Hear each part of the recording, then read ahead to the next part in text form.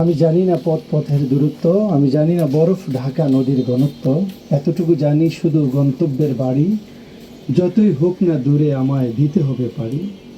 মুসান্নেফ গ্রুপের যে সম্মানিত চেয়ারম্যান মহোদয়, ইয়াং স্টার একজন মানুষ, তিনি যে আশাটুকুন করলেন যে আমরা জান্নাতে একসাথে থাকতে চাই, সততা বিভক্ত এই মুসলিম সমাজকে ঐক্যবদ্ধ করার একটি প্ল্যাটফর্মের নাম আমরা বিশ্বাস করি এটা মুসান্নেফ গ্রুপ।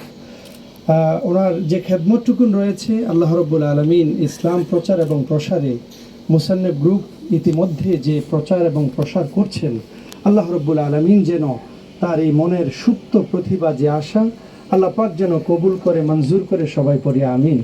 মুসান্নেফ গ্রুপ প্রতি বছরের মতো তারা বিভিন্ন আয়োজন করছে। আজকের এই ইফতার মাহফিলে বিভিন্ন মাসলাকের আলেম ওলামা এবং বিভিন্ন মানুষকে একত্রিত করে সে প্রমাণ করেছে যে আসলে মুসান্নেফ গ্রুপের মাধ্যমেই সততা বিভক্ত মুসলিম সমাজকে ঐক্যবদ্ধ করা সম্ভব।